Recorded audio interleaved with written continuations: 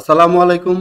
আজকে আমি আপনাদের দেখাবো এমএস ওয়ার্ডে কিভাবে ট্র্যাক চেঞ্জ ব্যবহার করবেন। তো ট্র্যাক চেঞ্জ কেন ব্যবহার করা হয়? ধরেন আপনার বস আপনাকে কোনো একটা ডকুমেন্ট দিয়েছে কারেকশন করার জন্য এবং পরবর্তীতে সে রিভিউ করবে যে আপনি কারেকশনগুলো করলেন সেগুলো ঠিক আছে কিনা। তো সেজন্য আপনি যখন কারেকশন করবেন তখন ট্র্যাক চেঞ্জ ব্যবহার করবেন। তো ট্র্যাক চেঞ্জ ব্যবহার করার জন্য আপনি কোথায় যাবেন? রিভিউতে যাবেন। ধরেন আপনি ট্র্যাক চেঞ্জ করতে চাচ্ছেন, তখন এই যে এখানে দেখেন রিভিউ অপশনে আপনার এই যে ট্র্যাক চেঞ্জ এই অপশনটা পাবেন। তো যখন কারেকশন করবেন তখন এটা অন করে নেবেন, ক্লিক করে নেবেন। তো অ্যাক্টিভ থাকা অবস্থায় ধরেন আমি চাচ্ছি এই যে পিটা পাওয়ার বড় হাতের করে দিতে, এটা কিবোর্ড থেকে ব্যাকস্পেস দিয়ে ডিলিট করবেন এবং পিটা বড় হাতের করে দিবেন। এখন দেখেন এই যে এই পাশে আপনার দেখাবে আপনি কি কি কাজ করছেন। Khurshed Alam inserted P, Khurshed Alam deleted P. তারপরে ধরেন এই যে চোস, এইটুকু আমি বড় বোল্ড করতে চাচ্ছি, এই দেখেন এটা বোল্ড করলাম। এখানে এই যে এই পাশে দেখেন এটা কিন্তু দেখাচ্ছে আপনি কি কি কাজ করছেন। তারপরে যে সিটা এখানে আপনি চাচ্ছেন বড় হাতে করে দিন, কিবোর্ড থেকে ব্যাকস্পেস চেপে ডিলিট করলেন এবং বড় হাতের সি দিয়ে দিলেন। তো এটা আপনার এই যে এখানে অল মার্কআপ আছে, এটা আপনি ক্লিক করে নেবেন।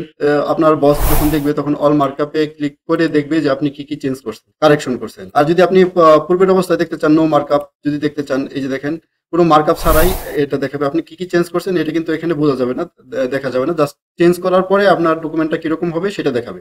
কিন্তু আপনার বস যখন দেখবে তখন এই যে এখানে অল মার্কআপ দেখে উনি সহজেই বুঝতে পারবে যে আপনি আপনার এই ডকুমেন্টে কি কি কাজ করছেন। তো এইভাবে এমএস ওয়ার্ডে আপনার ট্র্যাক চেঞ্জ অপশনটি ব্যবহার করা যায় এবং অ্যাক্টিভ করা যায়। তো এতক্ষণ যারা ধৈর্য সহকারে আমার ভিডিও দেখবেন তাদের সবাইকে অসংখ্য ধন্যবাদ।